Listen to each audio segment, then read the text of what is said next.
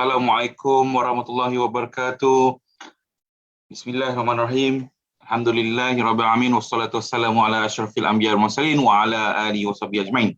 Apa khabar anda semua yang sedang menonton, yang berada dalam Zoom dan juga yang menonton di Facebook Akademi NLP. Sekiranya anda dengar suara saya, cuba komen sikit dekat ruang chat. Dekat ruang chat, kalau dalam Zoom ruang chat. Dan kepada anda yang menonton di Facebook, saya pun sedang menyaksikan di Facebook juga ni melalui gadget saya. Anda boleh cuba komen sikit dekat komen dan ruang chat, adakah suara saya dengar dengan jelas?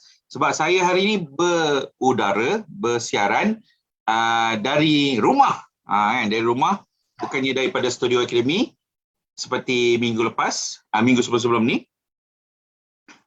Minggu lepas, dan bila daripada rumah ni macam-macam cabaran lah, kan, bukan di studio yang cukup lengkap alat dia dengan bantuan daripada Wan dan Hafiz kita, kan.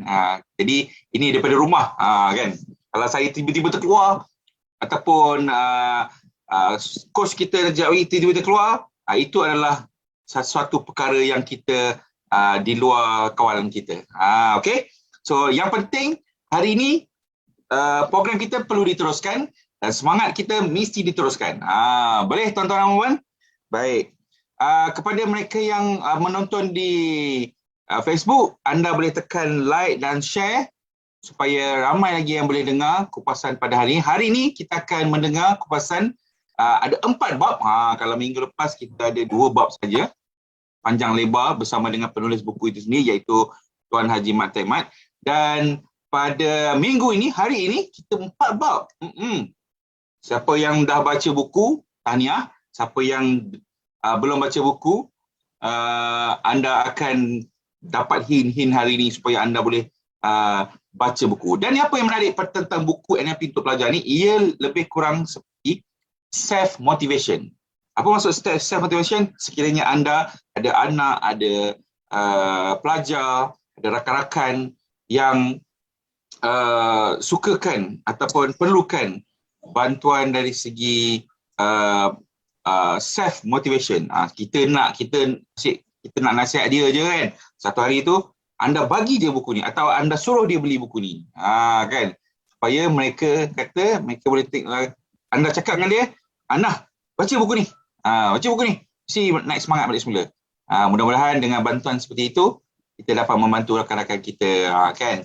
So, terima kasih kepada Haziq, terima kasih kepada Alia, Assalamualaikum, Prof. Ma, kita ada Dennis, pagi, Umi Syaz dan juga ramai lagi yang ada join dan semakin ramai join. Kita tak boleh nak tunggu sehingga pukul 10, mesti semua terkejut, kan. Alamak, aku lupa lah, hari sengah lah start, pukul 10. Kan, tak apa, kita teruskan saja. Sebab apa? Kita nak pergi ke Mars. Kita tak boleh tunggu. Bila Mars tu dia kena 10, 9, 8, 7 sampai 1, kita dah terbang. Kita dah tak boleh tunggu dah angkasawan lain. Baik. So, tuan-tuan dan puan, sebelum kita mulakan, marilah kita sama-sama, sebelum saya serahkan pada coach dan juga orang panggil saya sebagai moderator hari ini, saya akan kawal keadaan. Kalau moderator pun dah terbang tinggi sangat kepada Mars, saya akan coach, tunggu bawah sikit. Macam tu contoh lah, kan. Jadi kita nak, sebelum kita mulakan, marilah kita sama-sama membaca Sab'ul Mathani Al-Fatihah.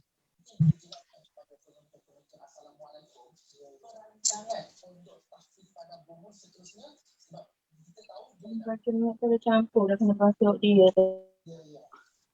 Okey, alhamdulillah. Amin. Pagi.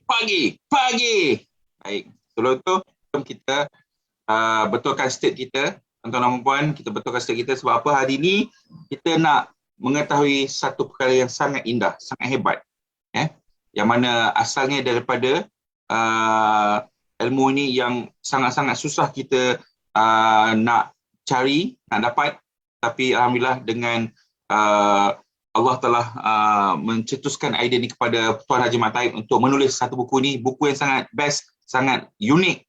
Dan hari ini kita nak kupas sikit lah melalui coach yang akan saya jemput sebentar lagi. Baik tuan-tuan dan puan, tarik nafas anda. Hembus nafas. Tarik nafas. Hembus nafas. Tarik nafas anda. Hembus nafas. Baik. Jom kita buat step management. Jom, boleh buka mic. Sekarang boleh buka mic. Sekejap lagi bila dah mula, jangan tak boleh buka mic lah. Jom kita buka mic sama-sama. Okay. Hari ini saya nak anda semua follow saya. Kita nak buat state management. Yang pertama, tuan-tuan dan puan, kita nak fokus. Kita nak fokus tentang apa yang kita nak dengar pada hari. Yang kedua, kita nak ingin tahu. Sebab apa? Sebab kita nak tahu bagaimana apa yang ada di dalam bab 3 dan bab 4 ni. Dan juga sebentar lagi bab 5 dan bab 6.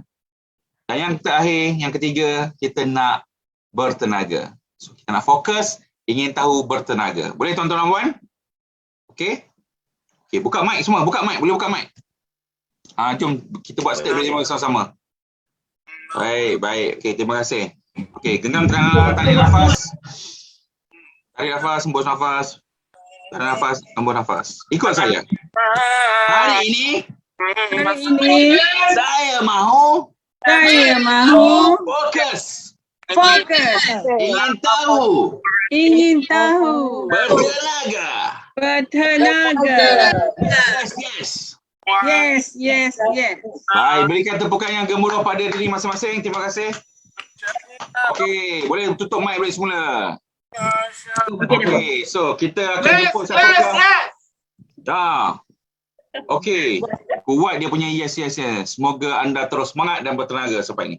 Baik, kita akan jemput bersama-sama dengan saya hari ini adalah tak lain dan tak bukan saya suka gelarkan Sri Kandi NLP Nusantara. Jemput Coach Suzana kesayangan saya. Silakan. Assalamualaikum Coach. Waalaikumsalam. Apa khabar? Ajib. Alhamdulillah Ajib. Ajib, apa khabar? Sibuk sangat nampak Ajib. Ya? Tengok Facebook Ajib sibuk sangat. Masya Allah, itulah. Tak sempat nak update dekat Facebook Coach. Itulah tu. Jib, mungkin kita masih belum terlambat untuk ucapkan selamat Hari Raya. Maaf Selamat saya Hari batin. Raya. Betul, selamat Hari Raya. Ya, kita masih lagi dalam bulan-bulan Syawal ni ya. Betul, dalam bulan Syawal ni mudah-mudahan siapa yang buat puasa 6 dah raya dah pun kan, saya je tak menyempat-nyempat ni, Allahu Akbar kan. Jadi tiap-tiap hari ada jemputan ni. Jadi Coach macam mana Coach dalam raya-raya ni dah sempat tak membantu orang kan? Alhamdulillah Ajib dalam raya-raya ni semua orang pun macam-macam ada yang perkara yang berlaku. Sambil kita ziarah dah 2 tahun tak dapat ziarah saudara mara yang tak sihat, yang dah kurang upaya, banyak yang kita tak dapat tahu. Sempat jugalah saya buat 2-3 sesi coaching. Alhamdulillah. Dan itu sesi coaching tu kalau orang lain perlukan khidmat coaching boleh menghubungi Coach Suzana, boleh menghubungi Akademi NLP. Dan hari ini kita nak bantu orang juga Coach dengan mengupas 2 topik daripada NLP untuk pelajar. Dan saya kira saya sendiri sangat teruja dengan buku ini dan saya rasa Coach Suzana pun memang teruja dengan buku ini, betul? Alhamdulillah, sangat merasa nak kata teruja atau lebih daripada itu sebab Alhamdulillah buku yang kita harapkan daripada mula saya mengenali NLP, bila saya masuk dalam dunia NLP lah tahun 2012 dalam kelas NLP itu, saya merasakan perubahan, transformasi itu boleh berlaku daripada awal usia. Ya. Jadi ketika itu buku untuk pelajar masih belum dapat kita, Aji belum tulis lagi, belum dapat dikeluarkan. Namun pada tahun 2012 tu juga kita masuk ke sekolah satu sekolah pertama yang kita masuk sekolah rendah kebangsaan Subang Bistari. Budak darjah 6. Agak mencabar sebab ketika itu NLP belum diterima oleh semua dengan mudah macam sekarang kita dah go very big. So banyak cabaran kita, walau macam mana pun hasil pada sesi 1 hari tu je guru-guru di situ yang mana memula tu argue this and that, they are the best teacher. Kita tak ada ilmu tentang pelajar, kita bukan guru, tak ada ilmu untuk mengajar. Tapi akhirnya at the end of the session, cikgu-cikgu tu di situ datang jumpa kita dan kata apa dia magic yang kita gunakan. Sebab sepanjang sehari kelas tu, dekat dewan yang tak ada aircon, terbuka atau budak-budak tak ada yang balik, tak ada yang pergi toilet pun macam lari untuk pergi toilet dan balik-balik. Dia tidak hilang. Kalau selalunya ada program je, budak akan hilang. Ada je alasan dia untuk tidak berada di situ. And that was the magic of NLP. Yang saya rasa penghasilan buku ini sangat tepat pada waktunya dan saya bersyukur Tuan Haji dapat lahirkan, dapat hasilkan sebuah buku yang saya rasa kalau kita tengok macam Tuan Haji kita ada grup yang kita belajar di luar negara, jadi grup-grup tu follow kita. Sebelum ni bila saya pergi belajar, dia orang tanya macam mana kita boleh masukkan NLP dalam Kementerian Pendidikan, macam mana lecturer boleh terima NLP. So sekarang ni bila buku ini terlahir, ada yang tanya ada tak version bahasa Inggeris, those from international. And projek ni sebenarnya pada asalnya ketika saya belajar NLP dalam Neurosemantic Group, mereka cuba membuat pendedahan NLP kepada pelajar-pelajar di Afrika. Tapi saya tak tahu akhirnya apa berlaku sebab trainer yang memulakan tu di Afrika tu dia keluar daripada grup Neurosemantic. Sama juga macam Tuan Haji keluar daripada grup Neurosemantic dan kita lahirkan Akademi NLP dan program-program di sini. Jadi bagi anda semua, buku ni sangat diperlukan oleh semua. Bukan sahaja pelajar, malah ibu bapa juga kena tahu buku ni. Ya, betul. Ya. Dan saya tidak ketinggalan juga seperti Coach Suzana. Selepas saya mengetahui NLP, saya cuba berkongsi dengan sekolah-sekolah di Felda. Saya pegawai Felda. Saya berkongsi, saya berjaya membantu 5 sekolah yang terbawah dalam senarai sekolah Felda keluar daripada senarai 5 terbawah tu dengan teknik-teknik NLP. Dan saya kira ramai juga yang nak tahu pada hari ini. Hari ini kita ambil 2 bab ya, 2 bab yang sangat best iaitu robot pintar dan anda macam saya macam anda. Dan apakah anda maksudnya? Macam anda. Salah anda macam anda, saya macam saya. Saya macam anda pula kan.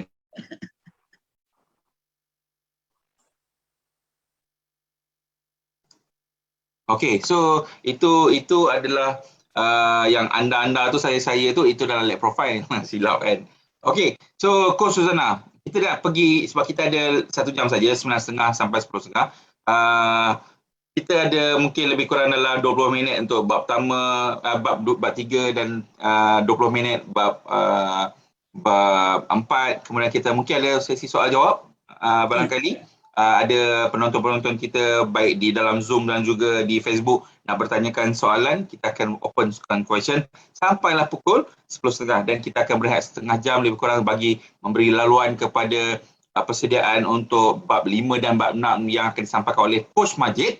Dan oleh itu, Coach Suzana, boleh saya beri dulu pentas ini kepada Coach Suzana untuk mungkin memulakan tentang apa yang mungkin orang cakap permulaan kupasan. Boleh Coach Suzana? Boleh, Cik. Silakan, the floor is yours. Thank you so much. Saya nak share screen ya. Silakan. Putihnya muka saya.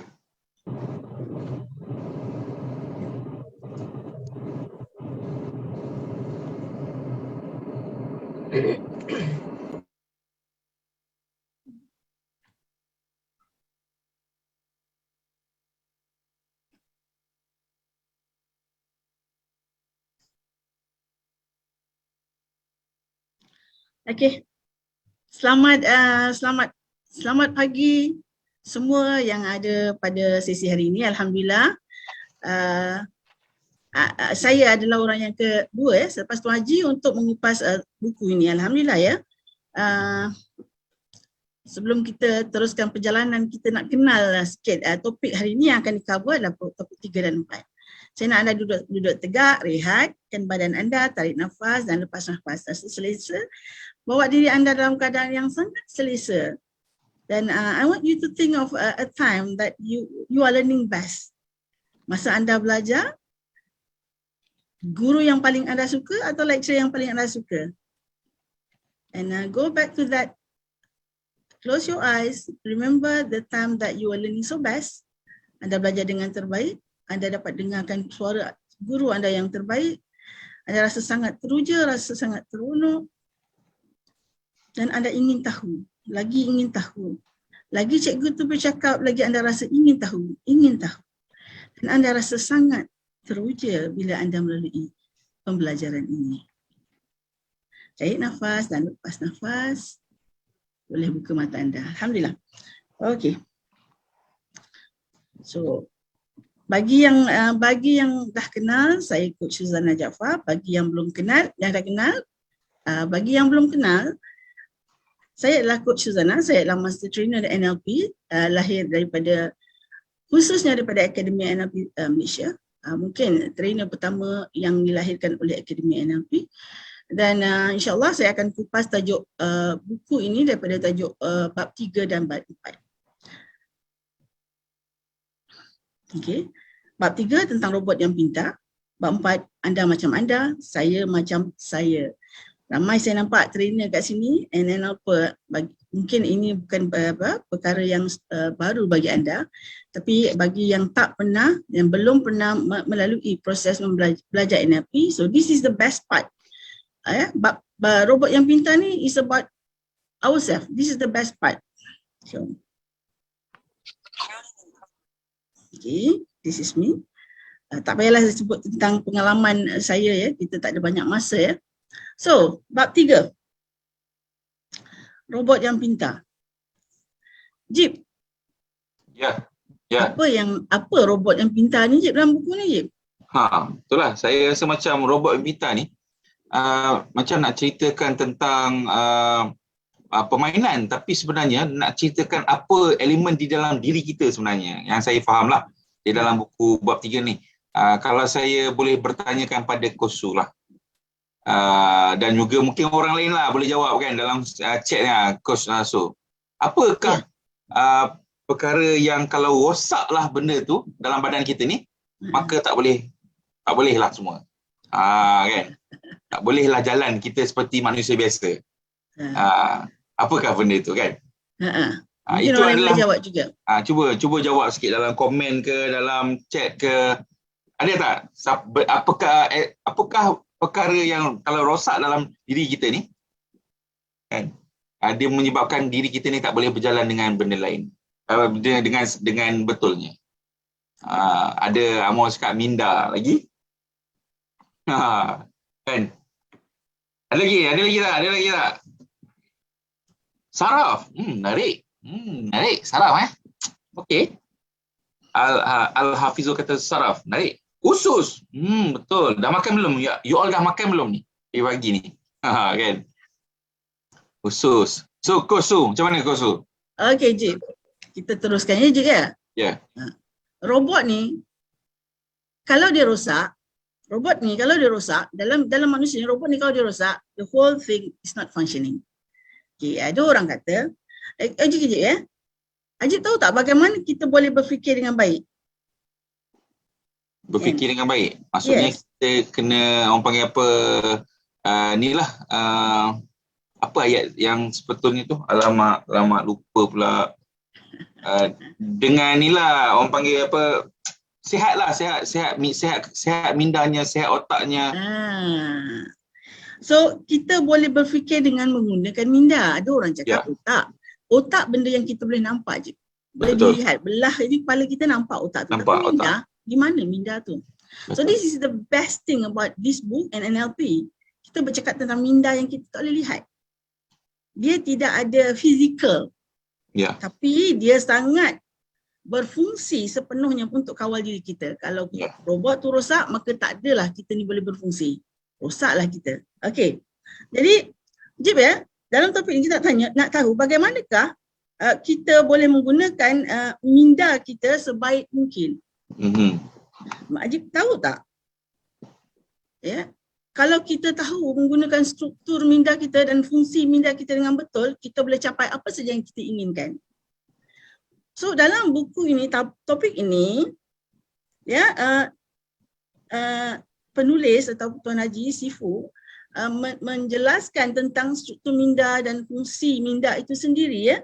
Kalau kata kita boleh menggunakan minda yang baik, kita faham, kita boleh keluarkan potensi diri kita yang terbaik. Jadi kalau pelajar tahu bagaimana minda mereka berfungsi, struktur minda mereka, jadi mereka boleh capai, ramai orang yang capai apa yang diinginkan. Ramai pelajar kita yang sebenarnya bila saya buat coaching pada pelajar, banyak daripada mereka tak tahu matlamat.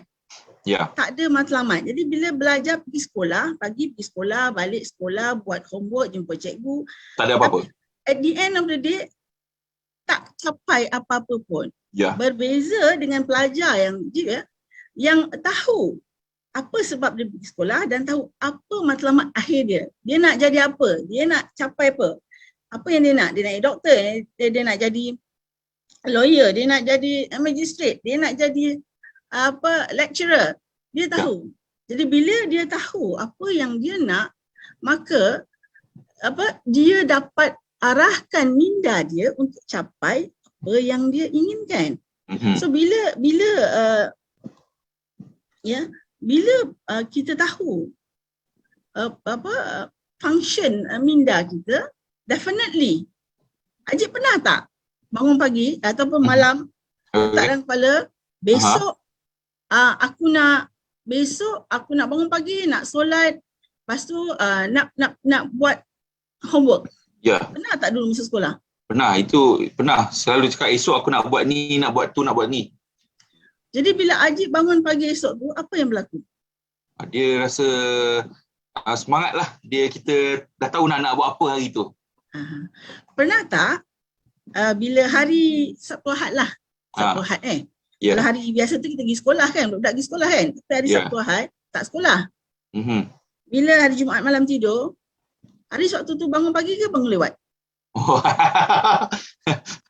Kalau tak ada program ni pun lepas subuh tidur ni. Kan? Okay.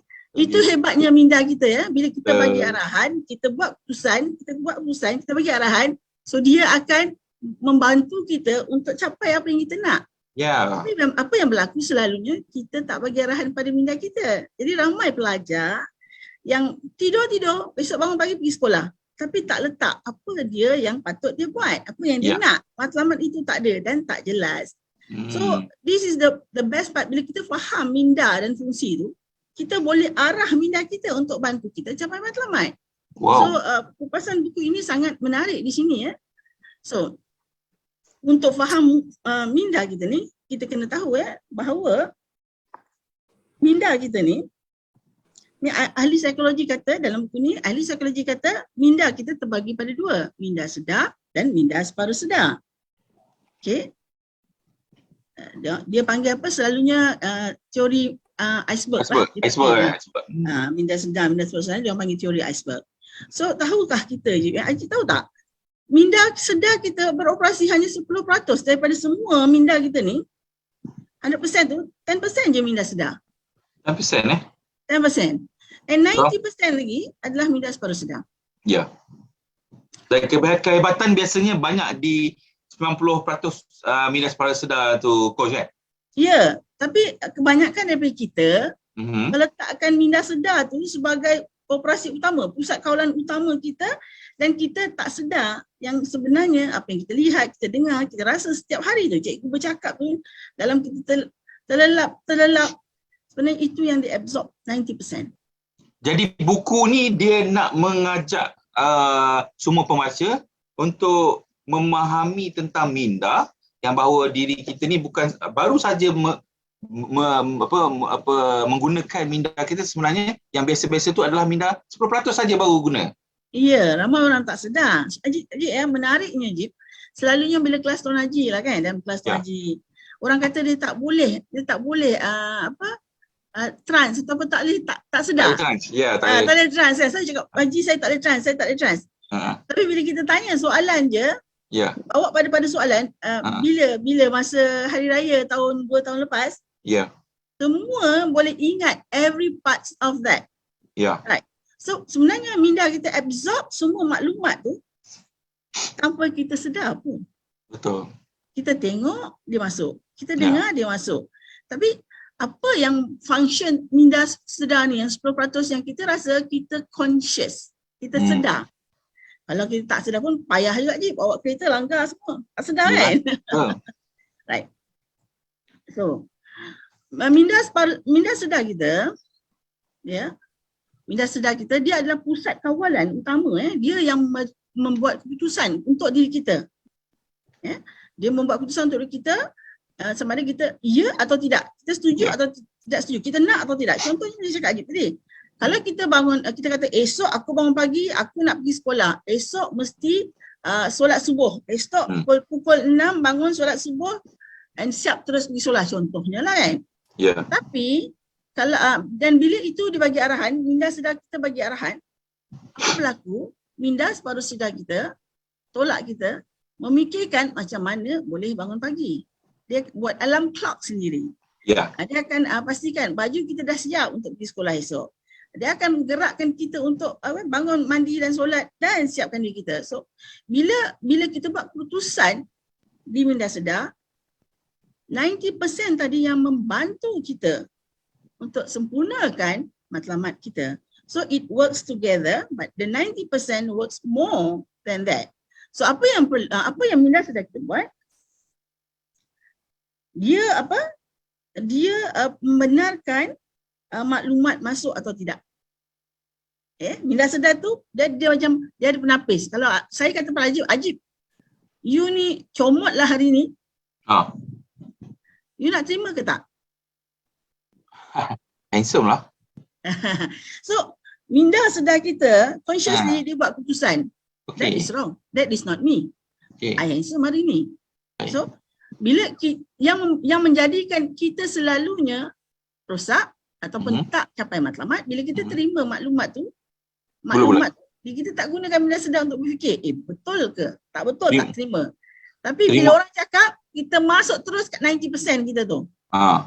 Itu cikgu ya. Kalau cikgu bercakap, kamu ni bodoh, kalau budak tu tak gunakan conscious mind dia untuk fikir, betul ke aku bodoh, aku tak bodoh, aku bijak. Habislah dia.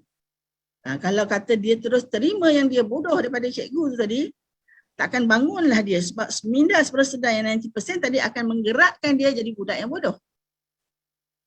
Bila dia buat keputusan, dia terima, ini cikgu, takkan cikgu tak betul, cikgu berkata aku bodoh kan, cikgu yang kata, cikgu ni hebat, dia orang yang dia murid hormat. Jadi this is where our language ni dalam NLP, our language is sangat berperanan besar sebagai guru atau ibu bapa kepada anak-anak kita. Kita kupas buku ni untuk belajar. Begitu juga kita sendiri, individu ibu dan ayah, bila kita tidak buat keputusan dalam minda sedar kita, maka minda baru sedar kita mengambil peranan itu dan melakukan apa saja untuk kita. So Jib ya, dalam buku ni ditulis minda sedar kita sangat rasional. Kalau orang cakap, dia akan fikir. So kalau minda sedar tak function, dia tak ada rasional, terima sepenuhnya. And logical. Logik selalu tanya betul ke? Ya ke? Tidak ke? Okey ke? Boleh terima ke? Dan analytical. Banyak yang nak dikupas-kupas. Dan minda sedar ini juga adalah kehendak yang kuat tentang willpower. Tapi dia bukan satu memori jangka panjang. Dia tak simpan. Dia dah buat keputusan. Sebab tu kalau orang buat, Tuan Haji selalu cakap dalam training dia, kalau buat program yang kita buat, selalunya kita gerakkan group, kena buat. Esok saya akan buat ni, willpower. Kita paksa diri kita untuk buat, dan kita buat, benda tu takkan bertahan lama. Dah balik motivation program, 2 minggu lepas habis sebulan, habis. Because kita menggerakkan minda sedar yang dia mempunyai memori jangka pendek. Okey, Jib? Okey. Itu kalau minda sedar, coach kan? Ya. Dia kalau coach, ramai orang kata kalau dia dah cukup hebat pun, dia sebenarnya di sebalik dia pun, kalau dia rasa dia tidak hebat pada dasar diri dia sebenarnya, itu adalah hanya sekadar minda sedar. Dia tak tahu bahawa dia sebenarnya ada 90 lagi peratus, ada lagi minda yang separuh sedar yang sebenarnya dalam tu, dia lebih, orang cakap dia ada kekuatan yang dia tak sedar sebenarnya. Ya, betul. So kalau orang macam ni, kalau kita macam mana dia punya nak tiba-tiba kita nak sedarkan ke ataupun nak beritahu dia, coach? Ajib ya. Pada mula sesi tadi, apa yang saya buat agaknya tarik nafas, lepas nafas, recall the time you belajar dengan seorang guru yang sangat hebat, yang sangat, apa jadi pada Ajib itu tadi ketika saya ajak anda balik mengingati, mengimbau. What happened to you? Mengingatkan masa-masa yang pernah saya lalui. And how's your emotion? Dan saya rasa kembali tahu dan kembali semangat, dan saya dapat berada di dalam keadaan seperti saya baru saja belajar ilmu itu. Okey, Jip. Apa yang berlaku di situ? Kita gunakan minda sedar atau minda separuh sedar? Minda separuh sedar lah. Betul kan? Kalau kita cakap, Ajib ingat cikgu, itu minda sedar. You recall, ingat cikgu tu, nampak wajah dia, conscious kan? Tapi bila kita bawa tarik nafas dan bayangkan, remember the day you dah belajar dengan seorang guru. You masuk dalam timeline, you masuk dalam diri you. Kan? And everything is there. And dia umur Ajib berapa sekarang? 37.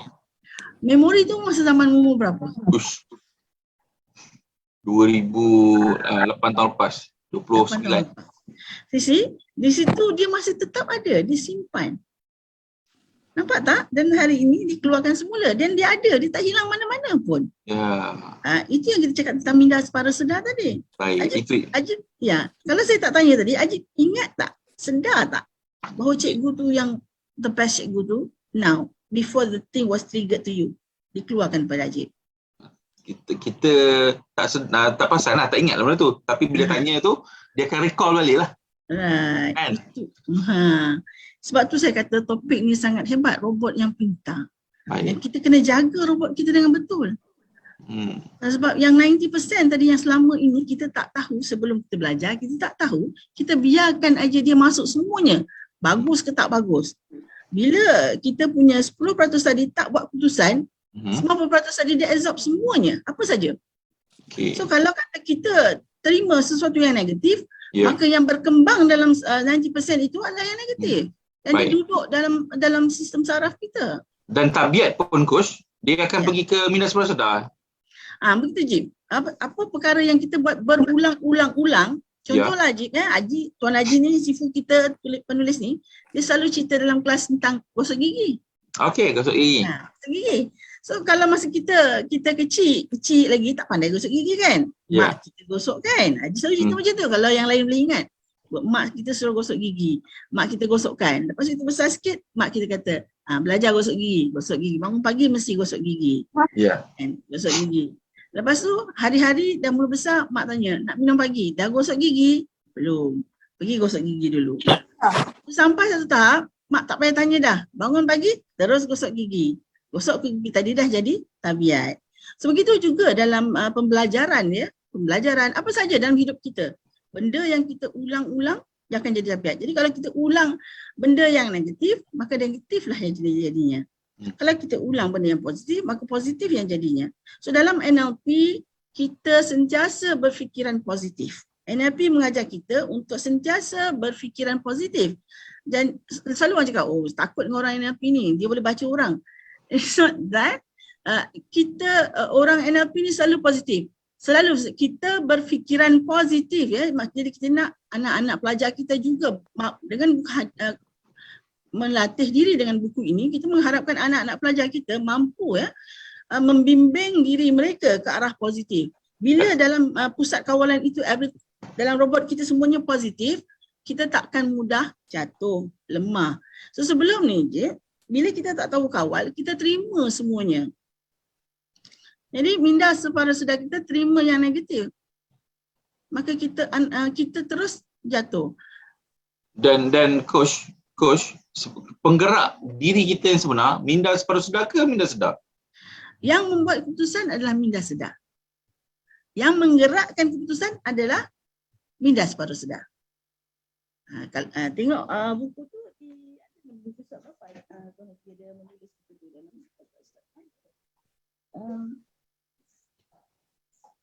muka surat. Tak dengar suara coach. Uh, Coach, tak dengar suara coach. Cuba tengok muka surat 15, 16, 17. Di situ Tuan Haji mengupas tentang minda pada sedar yang mendalam. Ya. So kalau kita tengok slide ni, minda pada sedar kita tentang kepercayaan. Kita dibentuk dengan kepercayaan tu daripada kita kecil lahir. Kita jangan jangan duduk tepi tangga. Nanti ni kepercayaan lah yang kita dibentuk. Tapi bila kita membesar kepercayaan apa, tak boleh duduk depan tangga, nanti orang tak pinang. Ini kepercayaan lama kan. Tapi as we go on, kepercayaan itu boleh dipakai atau tidak. Tapi bila kita terima minda mak ayah kita cakap, minda sedar kita dah proses, dah masuk dalam tu. Oh tak boleh duduk depan tangga. Tapi as you go on with your life, ini jadi filter pengalaman kita. So pengalaman hidup kita dia jadi filter. Keputusan yang kita buat, selalu kita salahkan keputusan kita. Oh takut, dah buat keputusan jadi panic attack. Banyak kes-kes yang kita juga dah buat keputusan tapi dia rasa salah. The best part being NLP is buat keputusan. Kalau salah kita ubah. Ada pilihan. Tapi these are the thing that the beautiful part. Kalau anak-anak kita ni, anak-anak pelajar ini dapat mengenali NLP dan menggunakan ilmu ini, dia become a better person. Become a person who can lead themselves. Okay? Dia sikap, tabiat, ilmu, maklumat. And minda sebab adalah memori jangka panjang. Baik. Masuk juga bahasa kita, agama, budaya dan ruang dan masa yang kita berikan. Ini semua masuk dalam minda separuh sedar. Betul. Dan apa yang kalau saya boleh katakan di dalam buku ini, kita ada juga soalan-soalan seperti minggu lepas lah, kita ada soalan-soalan coaching. Ini yang sebenarnya yang boleh membangkitkan minda separuh sedar mereka yang membaca. Betul tak Coach? Betul. Ya je. Kan dengan soalan-soalan yang diletakkan oleh Tuan Haji ni dalam buku ni sebelah kanan ni, dia boleh membuatkan kita pergi ke minda separuh sedar kita. Jip, dalam kelas coaching selalu kita cakap ini. Ya. Minda adalah kuncinya. Tapi apakah kunci kepada minda? Apa dia, Jip? Bertanyakan soalan. Tanya soalan. Sebab tu buku ni sangat power, Jip. Sangat dia power. Letakkan soalan harian. Hari-hari ada soalan yang kita perlu jawab. So, kalau sebelum ni kita tak tahu nak gerakkan minda kita dengan bahawa kuncinya adalah soalan, kita baca buku ni, kita gunakan buku ni, hari-hari kita latih diri kita. Kalau kita cakap kan, karya yang dibuat berulang-ulang dia akan jadi tabiat. Kalau kita selalu hari-hari tanya soalan pada diri kita, apa jadi dengan minda kita? Dia akan terlatih lah. Dan kalau kata kita boleh baca, saya boleh bacakan lah soalan-soalan harian ni, Coach. Apakah keadaan diri yang patut saya ada sewaktu dalam kelas? Bayangkan kalau pelajar tu sebelum dia baca buku pada Ahad malam, kan? Jadi dia dah boleh set dah. Apakah keadaan ni? Esok hari Senin, subjek sekian-sekian. Jadi aku sepatutnya, aku akan kena bersedia dalam bab yang aku akan esok aku akan belajar satu perkara yang baru. Bila dia sendiri menjawab, Coach. Jadi saya kira buku ini, sebab tu di awal tadi saya katakan buku NLP untuk pelajar ni adalah self motivation. Sebab dia boleh tolong kita tanpa, tak perlulah anda semua setiap hari nak pergi ke kelas motivasi. Buku ini akan membantu tuan-tuan dan puan-puan, adik-adik kita, anak-anak kita untuk self motivation sendiri. Betul, Coach? Betul, Cik. Kalau kata soalan kedua, Coach, kita ada juga, apa yang perlu saya fokus dalam kelas? Masya Allah. Ini saya boleh tanya diri saya sendiri dalam kerja saya. Apa yang saya boleh fokus dalam tugasan di office saya? Saya boleh, kalau saya sebagai pekerja lah kan. Kalau untuk pelajar. Kalau anda sebagai seorang yang berkhidmat di luar, cuba tanya, apakah yang anda perlu fokus di dalam kerja anda? Dan soalan ketiga juga, sebab dalam ni ada 3 je soalan. Saya kira 3 soalan. 3 soalan. Siapakah kawan yang boleh bantu saya? Ya Allah, kadang-kadang kan, Coach kan, kita tak sempat nak buat semua perkara lah. Semua study kita tak sempat. Kadang-kadang kita ada, macam saya dulu di sekolah matematik saja yang saya dapat power. Tak pernah B saya matematik. Tapi saya ada lemah bahagian lain. Jadi dalam keadaan itu sepatutnya kita tanya pada diri kita, siapakah kawan yang boleh bantu? Baru nama study group. Betul. Kan? Itu soalan dalam buku ni yang ada dalam untuk bab 2 ini. Kalau katakan boleh kita teruskan kepada kata-kata hikmah Boleh Jip. coach. Jip, cuma saya nak tambah sikit. Siapa silakan. kawan yang boleh bantu saya dalam pembelajaran ni, boleh dibaca dalam buku tu. Destiny di Penghujung Pelangi, macam mana menggunakan konsep berkawan dalam belajar. So cikgu-cikgu boleh explore lagi satu buku dan cuba terapkan pada anak-anak pelajar, insya-Allah. Okey Jip, kita tengok kata-kata hikmah. Dan untuk sebelum kita masuk ke kata hikmah ni, ada untuk pengetahuan anda semua yang di dalam Zoom dan juga di Facebook, dalam masa sama kita buat kupasan ni, kita ada satu lagi kelas yang sedang berlangsung, iaitu NLP untuk guru. Itu adalah program yang apa orang panggil, yang orang betul-betul kita kata bagi komitmen lah untuk bersama-sama dengan Tuan Haji Mat Taimat di salah satu lagi kelas Zoom kita. Itu dalam bentuk Zoom saja. Dan kepada anda yang nak join NLP untuk guru, mungkin anda sebagai seorang guru ataupun kita sebenarnya Coach Suzana, kita ni adalah guru, kita ni adalah pelajar sebenarnya. Betul. Kadang-kadang kita ni memang sentiasa belajar, sampai mati pun kita akan belajar. Itulah kita belajar lah. Dan kita kadang-kadang bila kita dah ada ilmu, kita nak berkongsi dengan orang, automatik kita jadi seorang guru sebenarnya. Itu saya suka frame diri saya macam tu, Coach Su. Dan saya harap semua orang yang mendengarkan kita pada hari ini pun kena frame diri dia adalah seorang pelajar dan dia juga seorang guru. Dan kepada anda yang nak join NLP untuk guru, kita ada rasanya 12 siri rasanya Coach Su. 12 siri, ya. 12 siri. Dan boleh hubungi urusia kita di Akademi NLP bagaimana nak join NLP untuk guru. Itulah yang sekarang ni sedang berlangsung bersama dengan Tuan Haji Mat kita di lain kelas. Ya, sebab tu Tuan Haji tak dapat bersama dengan kita pada pagi ni. So, kata-kata hikmah, Coach Su. Belajar tanpa keinginan merosakkan ingatan dan tidak akan menyimpan apa-apa yang telah diambilnya, kata Leonardo da Vinci. Yes. So kita belajar tapi tak ingin belajar. Contohlah kalau kita masuk kelas ni, kita masuk sebab rasa paksa dia, kita kena tengoklah kelas ni. Tapi kita tidak ada keinginan yang tinggi. Jadi kita bila balik tak dapat apa pun. Sebab tu banyak yang pelajar pergi-pergi saja, balik apa yang awak belajar ini? Tak tahu. Entahlah. Kan.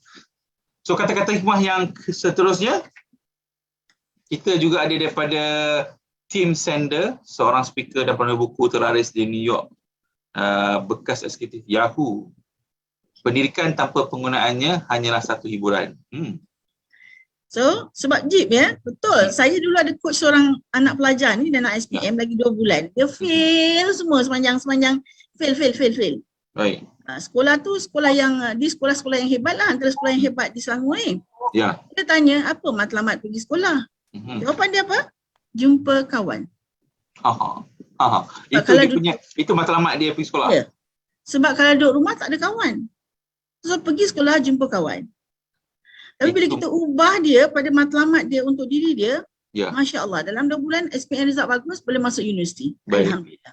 So this are the thing, pendidikan tanpa penggunaannya hanya satu. Jadi cikgu kalau dapat murid-murid menggunakan buku ni, dia letakkan diri dia pada satu matlamat. Dia pergi sekolah tu ada makna. Betul. Dan kata-kata hikmah yang saya rasa yang ketiga, dan daripada Zig Ziglar, pakar motivasi dan keterangan, apa yang anda peroleh dengan mencapai matlamat, ia tidak sepenting dengan apa yang anda jadi dengan mencapai matlamat tersebut. Wow, apa maksudnya ni, Coach? Okey, kita ada matlamat, kita capai matlamat kita. Baik. Tapi matlamat je. Kita tidak bergerak dengan matlamat tu. Kita tak capai sesuatu daripada matlamat. Contoh nak jadi cikgu, contoh. Ya. Tapi bila dah dapat jadi cikgu, that's it. So, jadi bila kita dapat jadi cikgu, apa pula matlamat cikgu tu tadi? Kita kena tukar identiti seorang cikgu, apa pula matlamat dia? Dia nak beli mengajar yang terbaik, nak memberi yang terbaik, nak cari ilmu yang terbaik, nak kongsi yang terbaik, nak lahirkan pelajar-pelajar yang terbaik.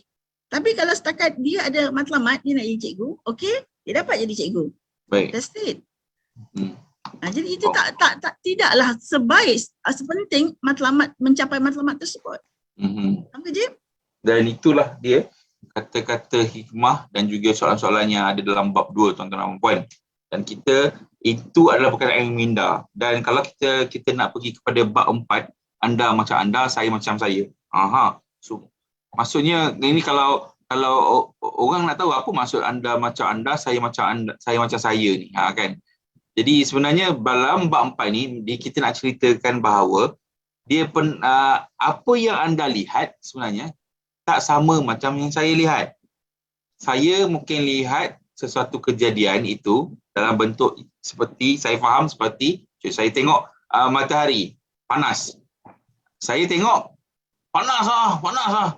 Kan? Tetapi bagi orang yang bercucuk tanam, melihat matahari itu, satu kesyukuran. Itu maksud dia. Anda macam anda, saya macam anda. Dan kita akan kupasan dalam masa berbaki lagi ni. Sekiranya ada soalan, boleh lontarkan terus soalan di dalam Facebook dan juga ruang chat. Sebab sekejap lagi kita akan terus jawab saja. Dan kalau kata coach, dalam bab 4 ni lah coach kan, dia sebenarnya apa yang boleh dikatakan oleh coach? Jip, kita ambil shortcut. Okey, anda macam anda, saya macam saya. Ajib macam Ajib, saya macam saya. Apa sebab kita sama? Jip, kita tengok Jip. Kalau cikgu mengajar lah Jip dalam satu kelas, contohnya dalam satu kelas. Cikgu yang sama, kalau waktu tu matematik, cikgu yang sama mengajar sebutan yang sama, bercakap benda yang sama, waktu yang sama untuk semua pelajar. Katalah satu grup tu, satu kelas tu 30 orang. Betul Jip? Tapi Jip, bila exam, yang dapat skor A tu hanya mungkin berbeza. Result tu berbeza. Jadi apa sebab dia jadi macam tu? Okay. So ini yang kita cakap dalam topik anda macam anda, saya macam saya. Kita tak sama. Even kalau kata orang tu, kalau kita tengok buku ni, Tuan Haji menyampaikan, even kalau budak tu dia kembar, still dia adalah satu manusia yang unik. Dia tak sama. Apa sebab manusia itu tak sama sebab cara kita. Saya rasa Haji dah kupas sistem pencerapan maklumat sebelum ni. Ada slide yang dah dibuat. Jadi sebab kita ni, mak ayah kita pun unik. Mak ayah kita pun tak sama. Each and everyone is unique. Apa menyebabkan kita unik adalah sebab ilmu yang kita ada. Kalau saya ambil satu Thomas Edison yang pencipta lampu elektrik ni, dia kata bagaimana, soalan kepada dia, bagaimana dia jadi begitu pintar. Dia kata 1% inspirasi, 90% tu usaha atau peluh, sweat. Jadi dia berusaha 99%, dia berusaha, 1% inspirasi. Jadi kalau kata pelajar tadi yang ramai dalam kelas 30 orang tu, dia ada usaha, dia unik dan dia boleh capai apa yang dia nak. Begitulah Thomas Edison. Orang kata dia tak layak pun, tapi dia dapat melahirkan apa yang kita gunakan sampai hari ni. Betul tak Haji? Betul. Dan Thomas Edison ni memang kalau tengok ada satu video dia memang in lah kan. Sampaikan sekolah tu kata dia ni tak boleh di tempat di situ, tetapi mak dia tahu. Kan, mak dia hebatlah, video tu memang hebatlah. Touching, dan video tu menang anugerah kot. Yang anda boleh cari lah Thomas Edison. Dan saya kira ilmu yang kita ada ni semuanya berasal daripada perbezaan ni daripada pencerapan kita lah coach kan. Kalau nak relatekan dengan apa yang Thomas Edison kata, kita sebenarnya kalau kita usaha untuk mencapai sesuatu mesti berjaya. Kadang-kadang kita rasa kita ni dah cukup hebat, tapi kita pernah tengok pun orang yang kita nak cakap, orang yang kurang bernasib baik, sebenarnya kalau dia usaha lebih, dia boleh langkau kan. Saya banyak kali rasa macam kenapa dia, apa kurangnya aku kenapa dia boleh, bila tengok balik semula rupanya dia ni usaha lebih daripada saya. Itu sebab tu dia boleh mencecah jauh lebih hebat daripada saya. Itulah dulu kan Jip, saya rasa ramai juga yang cakap awak boleh lah. Awak boleh lah, mak awak orang kaya, semua boleh dapat. Ilmu dekat tangan. Saya nak dapat buku pun susah. Betul. Tapi kalau kita tengok ini ilmu unik manusia ni, bagaimana mencerap, kita di Malaysia ramai yang melahirkan pelajar-pelajar yang straight A, 20, A12, semua daripada anak orang susah. It is not about who you are, but who you want ni dia. Kalau audience kan, it's not about who you are, but who you want to be. Ini Haji selalu letak dalam slide, mesti ada. It's not about who you are, but who you want to be. So, itu yang menyebabkan kita, uniknya manusia itu, kalau dia tahu unik dia tahu macam mana menggunakan robot dia tadi, dan macam mana dia kawal minda dia tadi, dan the 90% that support that make that person a different person. Okay, so lain manusia, lain maklumat yang ada pada diri dia. Apa sebab ini berlaku? Sebab pencerapan tadi. Pencerapan ini, So kita ada 5 deria VAKOG. Saya tak nak kupas banyak di sini sebab saya rasa Haji dah kupas sebelum ni. Ya. So sebab kita berbeza dan kita unik adalah sebab cara kita mencerap maklumat. Nanti akan ada sesi penyerapan maklumat ni yang akan dikongsikan lagi. So kita mencerap maklumat melalui 5 deria kita tadi. Visual, auditory, kinesthetic, gustatory and olfactory. So dalam buku ni disebut tentang macam mana pendengaran kita menerima maklumat dengan pendengaran. Macam mana kita menerima maklumat dengan penglihatan. So macam mana kita menerima maklumat dengan sentuhan ataupun dengan rasa, ya, dan dengan bau kita dan rasa lidah kita, rasa sentuh kita dan rasa lidah kita. Setiap sistem pencerapan ini memberi kita maklumat dan itulah Ajib daripada baby kan. Ini ayat yang Haji selalu Tuan Haji selalu pakai. Okey. Baby itu lahir bagai Kain putih. kain putih. Dan yang mencorakkan dia adalah Mak ayah. Itu peribahasa yang kita pakai. Tapi sebenarnya sekarang ni Jip, kadang-kadang kita tengok anak-anak tu sekarang dia jadi macam maid. Dia cakap Indonesia, dia cakap Filipin. Sebabnya dia mencerap apa yang bila dia makin besar, bila dia lagi besar dia dah berubah dia punya pencerapan dia. Sebab maklumat yang dibawa masuk itu tadi. Kalau yang bercakap dengan maid tu hari-hari, dia berguna bahasa maid tu lah. Betul. Keluar balik. Apa yang diserap, dia keluar balik. So begitu juga dalam pembelajaran je. Apa yang cikgu bagi, dia masuk dalam 90% tadi. Conscious, benar kan? Dah masuk dalam 90%. Dia jadi sistem tubuh saraf. Dan itulah yang terkeluar. Itulah dihasilkan. Dan itulah yang menyebabkannya. Bagus maklumat yang masuk pada dia, baguslah yang dihasilkan. Kalau hari-hari dengar bahasa-bahasa negatif, maka negatiflah yang keluar. Dan dalam buku ini saya seperti saya, maksudnya sebab pencerapan kita masing-masing berbeza. Jadi saya faham lain, anda faham lain. Itu yang dikatakan dalam buku ini. Kalau anda boleh baca ataupun dapatkan buku ini, anda boleh lebih faham bagaimana antara bab tu dia kaitkan dengan berkait. Dan kita punya macam tadi minda. So bila minda tu macam mana nak membentuk minda dia, macam mana nak membentuk minda separuh sedar dengan juga minda tanpa sedar, minda sedar dengan minda tanpa separuh sedar. Benda tu datangnya daripada inilah dia kita yang berbeza dari segi pencerapannya. So sikit lagi Jip. Okey, dalam buku ni Haji bercakap tentang Iqra. So saya nak kupas sikit je Jip kat sini. Iqra selalu kita kata bacalah. Iqra bahasa Arab kan, maksudnya Iqra bacalah. Tapi bila Haji explore lagi, ini semua penemuan baru yang Tuan Haji penulis berikan kepada kita. Dan sebenarnya Iqra tu adalah ilmu. Bila kita baca apa? Kita cerap ilmu. Kita dapat ilmu. Jadi macam mana kita dapat ilmu? Kita dengan maklumat. Maklumat itu adalah kunci ilmu. Jadi macam mana maklumat tu kita dapat?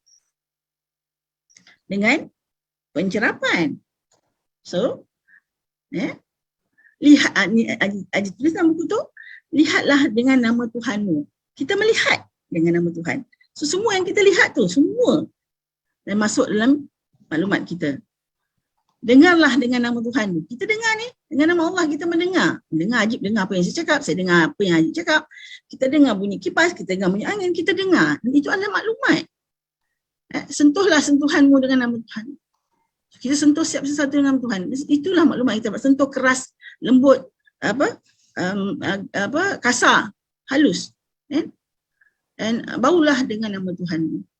Dan semua ini kita ada pilihan untuk melihat yang bagus, untuk mendengar yang bagus, untuk sentuh yang bagus, untuk bau yang bagus.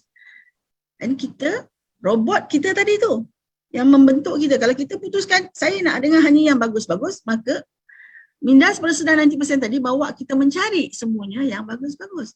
Bila kita kata kita nak dengar lagu-lagu yang memberi sokongan motivasi peribadi, apa berlaku? Minda separuh sedar kita buat keputusan, robot buat keputusan, minda separuh sedar kita cari YouTube ke lagu-lagu tu. So this is how the function of minda sedar robot tadi. Dan macam mana kita menggunakan robot kita dengan tahu macam mana sistem pencerapan kita. That's what make us different. Ajib ya? Ajib Ya. macam Ajib, saya macam saya. Ya. Rasalah Rasalah dengan lidahmu dengan nama nama Tuhan. Tuhan. Okey? Menarik. Macam Dan biasa, dalam buku ni juga setiap helai memang ditulis soalan-soalan coaching supaya pembacanya, sama ada anda sebagai seorang guru ataupun pelajar, boleh bertanyakan diri anda. Contoh dalam bab 4 ni, kita ada apakah visi dalam hidup ini. Tulis apakah visi anda, apakah misi anda dalam hidup ini. Tulis. Bila tulis tu nanti bila lepas beberapa lama cuba baca balik semula, takkan baca buku ni sebenarnya dia boleh baca banyak kali. Dia boleh baca banyak kali. So dia menyebabkan kalau kita baca, oh ini visi aku dulu, oh ini misi aku dulu. So bila kata oh misi ni aku dah kena perbarui, renew misi aku. So dia boleh tulis lagi bawah tu. Dan soalan yang ketiga, bagaimana saya boleh berikan masa yang secukupnya kepada pelajaran saya. Nampak? Dia mencari soalan ni menyebabkan kalau kita lah, selama ni aku tak cukup masa, tapi bila tak ada orang tanya aku, kau cakap kau tak sibuk. Cuba tanya diri kau, bagaimana kau boleh beri masa secukupnya untuk belajar? Oh, baru dia terduduk sekejap, dia terfikir. Sebab selama ni tak ada orang fikir kan. Buku boleh suruh dia tanya. Nampak hebatnya buku NLP untuk guru, untuk pelajar ni. Wow. Jip, mungkinlah Jip. Mungkin Ya. saya tak tahu. Pernah ke masa Ajib belajar dulu, kan? Pernah ke soalan-soalan ni Ajib tanya pada dia Ajib? Uish, tak pernah. Saya pun tak ada Jip. And mungkin soalan ni susah pada pelajar-pelajar yang baru kan, baru nak mula mendekati cara-cara. Sebab apa Jip? Soalan adalah kunci pada minda. Betul. Bila dia tanya soalan, maka minda sedar tadi, apa visi Ya, dia akan bergerak. bila dia cakap apa visi, minda baru sedar tadi, cari. Kesa tu gerak-gerak, cari. Maka terhasillah visi yang ada selama ni tidur. Tak ada visi, tak ada misi dan tak fikir pun, tak tanya. So this is the power of question Ajib. Memang hebat Jib. Itu soalannya ada memang banyak lah. Ada 90 soalan daripada dalam buku ni. So rugi kepada anda yang tak memiliki, dan kalau anda dah memiliki, rugi kalau kawan sebelah kiri kan tak memiliki. Sebab apa? Sebab anda akan sibuk kena jawab soalan dia. Baik suruh dia jawab baca sendiri. Awak tanya je, beli buku ni, bagi. Kan? Mudah-mudahan. Tak boleh je Rugi kalau tak ada buku ni. Rugi, Allah rugi. Dan kata-kata hikmah yang ada dalam bab 4 ni adalah saya masih belajar. Ini yang saya kata tadi. Kita ni sampai bila-bila pun belajar, coach. Ya, Michelangelo ni kan, dia dah hebat macam tu pun, dia masih belajar lagi je kan. Belajar. Ya Allah. Tu masih cakap saya masih belajar. Apalah kita je kan. Ya, Trainer pun kita hari-hari nak kena belajar. Banyak hari-hari. buku kena cari. Betul. Kalau Tuan Haji buat kelas je, asal lagi boleh masuk. Sebab ilmu tu ilmu Allah ni kat dunia ni hanyalah ni, kalau celup tangan kat lautan air tu, angkat ada titik-titik, itu baru titik-titik tu adalah ilmu Tuhan yang ada kat dunia ni. Kan. So, kata-kata hikmah seterusnya, dia yang belajar tetapi tidak berfikir adalah sesat. Dia yang belajar tetapi tidak berfikir adalah sesat. Dia yang berfikir tetapi tidak belajar berada di dalam keadaan bahaya. Dia yang belajar tetapi tidak berfikir adalah sesat. Dia yang berfikir tetapi tidak belajar berada dalam keadaan bahaya. Nampak? Itu Confucius lah. Kan? Ini macam orang selalu cakap lah, kalau belajar tanpa guru, apa jadi? Inilah apa isim gila. Isim, inilah dia. Dia yang berfikir tidak belajar berada dalam keadaan bahaya. Dia yang belajar tidak berfikir adalah sesat. So inilah dia, kita ada hadis kita kan, belajar tanpa guru. So kita belajar dengan syaitan, dia bawa kita pada keadaan yang sesat. So ini Confucius ni, dia dah ada dia punya teori kat situ. Ya. Dan ini yang paling best ni. Ini sempatlah Haji masukkan kata-kata dia. Kan, dalam buku Haji. Anda adalah hasil daripada semua pilihan-pilihan dan keputusan yang anda buat sepanjang hidup anda dan terkumpul sehingga kini. Ini sangat menarik, Coach. Sebab apa? Apa yang anda jadi hari ni. Saya ni, contoh saya ambil diri saya lah. Nanti anda ambil contoh dia. Cuba anda fikirkan. Saya ni jadi pada hari ini, pada 21 Mei ni, adalah hasil daripada keputusan yang saya dah buat selama ini. Bagaimana saya buat keputusan nak masuk kerja ini, bagaimana saya nak buat keputusan untuk buat itu, buat ini. Itulah menyebabkan pengalaman-pengalaman itu menjadikan saya pada hari ini. Cuba pandang diri anda. Itulah hasil daripada keputusan-keputusan anda yang lepas. Sekiranya ia adalah satu kesilapan, tidak ada masalah, itu belum dikatakan kegagalan, itu hanya maklum balas pada diri anda. Yang penting anda sekarang dah sedar, cuba fikir, ya Allah, aku salah buat pilihan, aku salah buat keputusan sampai di hidup aku macam ni. So anda masih ada masa untuk anda buat keputusan baru, supaya masa depan anda akan menjadi lebih baik daripada sekarang. Itulah kata-kata Tuan Haji Mat kita. Cuma yang bahayanya, Jib. Bahayanya kalau bahayanya. kita tidak membenarkan diri kita membuat pilihan. Aduh. Keputusan. Kita takut suruh orang lain buatkan pilihan bagi Betul kita. lah. Kita orang lain bagi keputusan pada kita.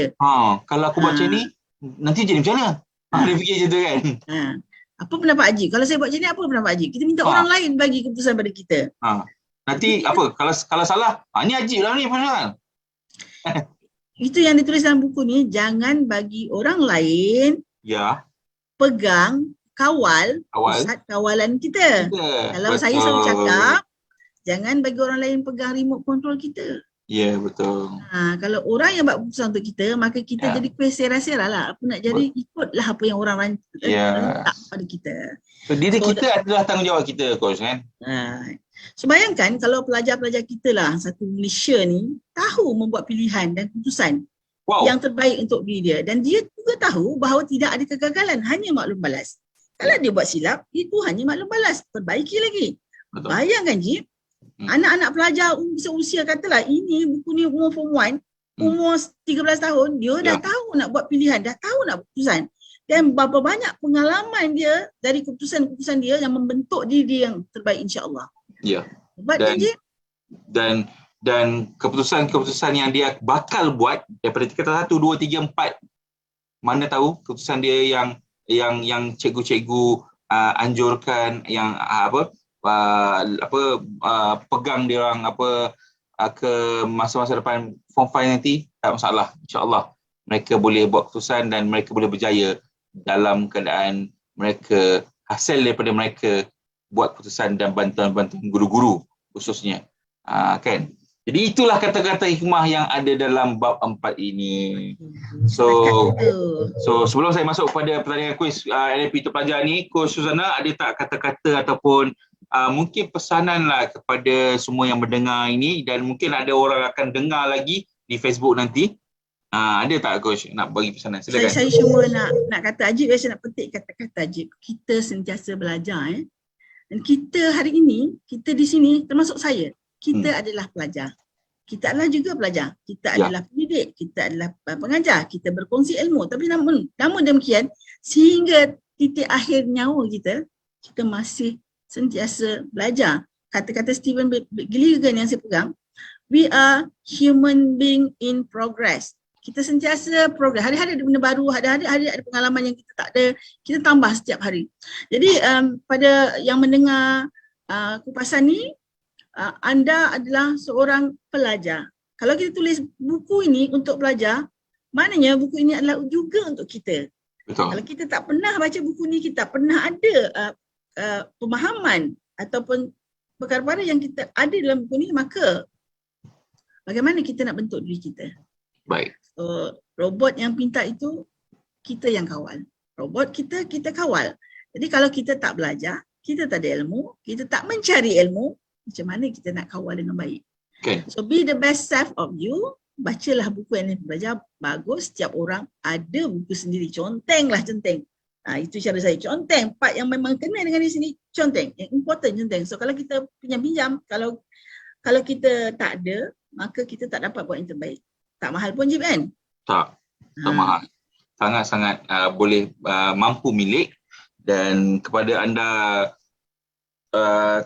yang belum memiliki buku, anda masih ada masa lagi. Saya dengar cetakan yang seterusnya telah pun sampai di Akademi NLP. Ya, kan? Saya dah ada dah cetakan kedua tu, dah keluar dah. Wow. Jadi anda boleh buat tempahan sekarang, dan nanti Akademi NLP akan post lah kepada anda. So, coach tu. Cuma satu je, kalau parents yang beli buku ni, kalau parents yang beli dan nak kita kupas melihat daripada persepsi parents, saya saya sudi untuk berkongsi. Nah, itu dia tawaran daripada Coach Suzana sekiranya ibu bapa. Dia sebenarnya sebab gaya bahasa. Bahasa kita ni kalau pelajar lain, guru lain, mak ayah lain. Jadi kalau kata mak ayah ni nak tahu dari segi bagaimana nak kupas buku ini dari segi pandangan ataupun pemikiran ibu bapa, Coach Suzana telah offer sebentar hari. Jadi terima kasih kepada Coach Suzana kerana memberi ruang masa lebih kurang dalam 1 jam lebih sikit. Kita akan mungkin kepada anda boleh ulang dengar lagi sebab kita akan kekalkan saya rasa Akademi akan kekalkan video tayangan ini di Facebook Akademi NLP. Kepada anda boleh share lepas dah habis program ni pun yang ada dalam Zoom ini boleh pergi ke Facebook untuk tekan share supaya dia lekat dekat Facebook anda. Coach Su, terima kasih banyak. Okey, so Assalamualaikum kepada buku anda juga. Kita sekejap lagi kita akan gap sekejap lebih kurang dalam 10 minit untuk kita memberi masa kepada Coach Majid pula untuk masuk untuk mengupas bab 5 dan juga bab 6.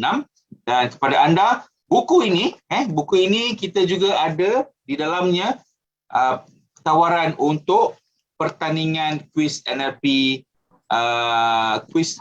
untuk pelajar. Jadi kepada anda dalam buku ini, kalau anda beli buku dekat belakang buku ni kita ada nombor CD yang membuatkan anda layak untuk masuk pertandingan. Pertandingan ni hanya untuk pelajar berumur 13 sehingga 18 tahun saja. Jadi kalau anda nak pelajar-pelajar anda, kalau anda guru nak pelajar anda join pertandingan kuis NLP untuk pelajar ini, boleh dapatkan buku ini dan boleh hubungi kepada urus setia Akademi NLP. Dan kepada anda dah dapat buku ini, anda boleh galakkanlah anak-anak anda yang berumur 13 hingga 18 tahun join the quiz. Dan kuis itu hadiahnya sehingga RM7,000. Dan yang menarik lagi, kalau tak ketinggalan lah, buku ni ada. Tak nampak pula. Ni dia. Belakang buku ni boleh buka luas ni. Kita ada macam mana nak ni? Tak nampak. Okey, kita ada ni lipatan belakang kali ni kita ada My Map. My Map ni yang dilukis oleh Coach Mahyana Mokhtar. Sangat menarik buku ni. So, tuan-tuan dan puan, dapat tak apa yang anda dapat tentang hari ni? Bab 3 dengan bab 4, dapat sesuatu? Kalau dapat sesuatu, sharekan di Facebook anda, tulis apa yang anda dapat, tulis di WhatsApp status anda, tulis di media-media sosial anda yang lain, apakah poin-poin yang anda dapat daripada kupasan pada hari ini. Dan kalau orang tanya mana dapat kupasan poin-poin itu, kata-kata itu, dan anda boleh sharekan di Facebook Akademi NLP ataupun sharekan link untuk pendaftaran untuk dia join dalam Zoom ni. Mana tahu dia boleh tanya soalan-soalan dalam Zoom ni. So, terima kasih kepada anda semua. Kita akan berhenti rehat kepada anda semua dan mohon kembali lebih kurang dalam 10.55 untuk kita teruskan untuk sesi bab 5 dan bab 6. Okey? Serahkan kepada urus setia di Akademi NLP. Assalamualaikum.